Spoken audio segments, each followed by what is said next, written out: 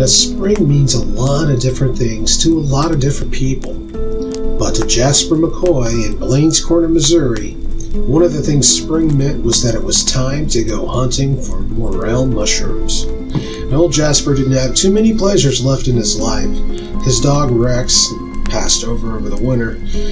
He'd been a widower for well over 40 years, and his small little shack out in the middle of nowhere was really in bad shape these days. But he somehow managed to feel a little excitement in his bones for morels every year.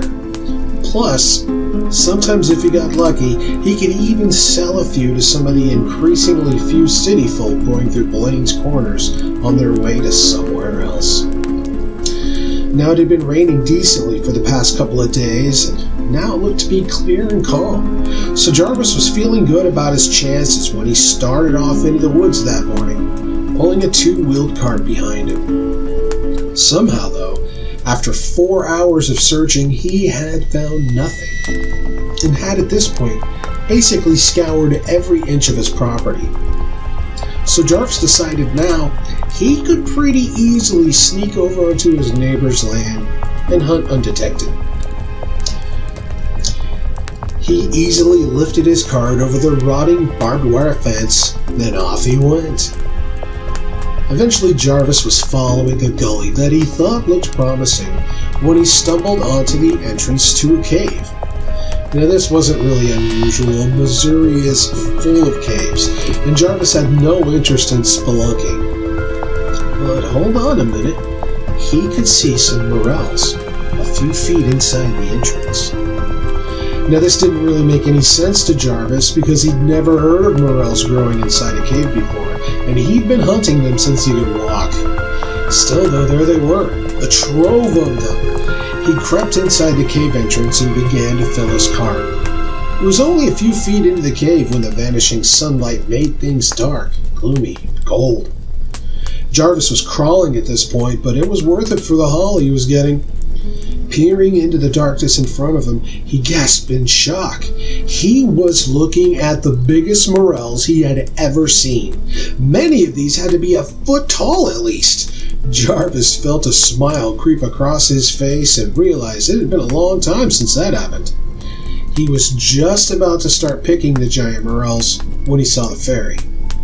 She was about 6 inches tall, with long, brown hair and wings that made Jarvis think of dragonflies. She simply stepped out into the light right in front of Jarvis, and he almost lost it. What? He was thinking, this can't be happening. Part of his thinking processes froze right there, while others kicked into high gear trying to come up with some explanation for what he was seeing. Maybe he fell and hit his head and was unconscious right now. Maybe he had finally just broken something in his brain and was literally losing his mind. The fairy just smiled up at him and held up a morel mushroom. Jarvis blinked a couple of times in confusion. Somewhere way deep in his mind, a memory started to return. Something having to do with his great-grandma's stories about stuff like this when he was a child. What was it she called them? Wee folk? He was trying hard to remember exactly what she'd said. The fairy smiled again and held the morel up even higher. She didn't have any clothes on, he realized. Well, of course, it's not like she's able to order from a catalog, you idiot, he thought. His hand was shaking and he reached out to take the morel from her. She moved so fast it was all a blur. Immediately he felt a searing, agonizing pain in his arm. He first thought was he'd been shot. He screamed and grabbed his right arm with his left hand. Somehow through his blurring vision he realized the fairy was gone. He looked at his forearm and noticed a decent-sized hole dripping some kind of pale yellow thick fluid. Right at that moment, the most terrible pain he'd ever felt somehow got infinitely worse, and he was definitely screaming now. He fell over on his back, and he writhed around on the cave floor, unable to do anything else, hear anything else, see anything else. It was getting harder to breathe, and it seemed to be getting darker. He realized he was fading, and just as he faded away, he remembered it was a warning from his grandma. Stay away from the wee folk. When Jarvis woke up, it took a second to remember why he was laying on the dirt in the cave. Initially, the panic started to come back as he remembered what had happened, but then he realized his arm didn't hurt at all now. He looked over to check it out, and his heart froze. His arm was no longer attached. Not only that, where it should have been lying on the ground was something basically arm-shaped, but it was withered, with deep folds and webbing. My God, Jarvis thought, it's some kind of mushroom. The world began to spin, and Jarvis felt like he was going to be sick, but at that moment, out walked the fairy again. She walked over to what used to be his arm, picked off a piece, and started to eat it, smiling at him the entire time. She turned sideways to grab another piece, and that's when Jarvis saw the tail. It was almost as long as she was tall, with a stinger on the end that any scorpion would kill for. It raised him to the air as he watched her. He had to get out of here. Right then, his right leg erupted in white-hot pain. There was another fairy that had just stung him.